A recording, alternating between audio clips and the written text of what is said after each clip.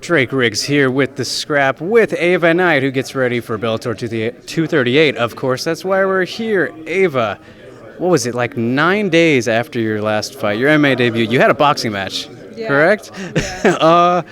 Short notice. Was that planned before the fight, It or? wasn't 9 days. I think it was like was short, a few. It was a few weeks. Yeah. Oh, yeah. I probably had like a 4-week training camp. It was really close, but it was great. I mean, I'm just doing what I love to do right now, and I'm taking advantage of the fact that I have all these opportunities to do them. So, you looking to stay pretty busy then going forward? Like, I don't know how many fights, but 2020 have a lot of fights. Yeah, I want to. I know for sure this year I want to stay with MMA and learn so much more and do more. You know, I'm hoping for 3 fights this year. Going, everything goes perfect, no injuries, and just keep working hard.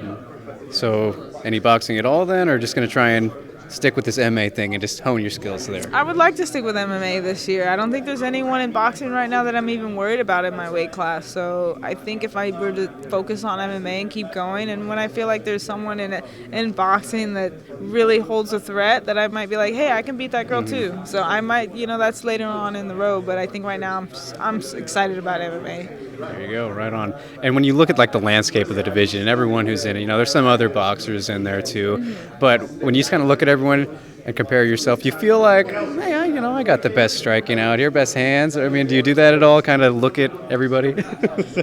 I think so. It's all I've been boxing my whole life. All I've been doing is throwing my hands. If I can't have better hands than someone who hasn't been doing their whole life, I must not be doing it right. Fair enough. So I do have confidence in myself, saying that I probably have the most accurate and the best punches in the game. Yeah.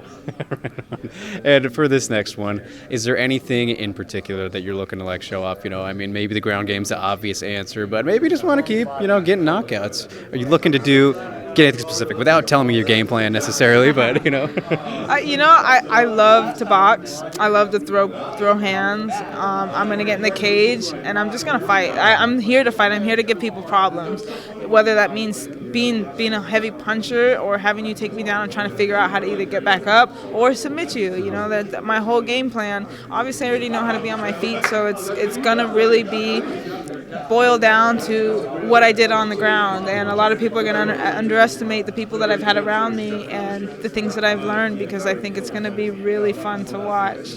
I can't argue with that. So Bellator has also been doing some, co-promotion with Ryzen over in Japan.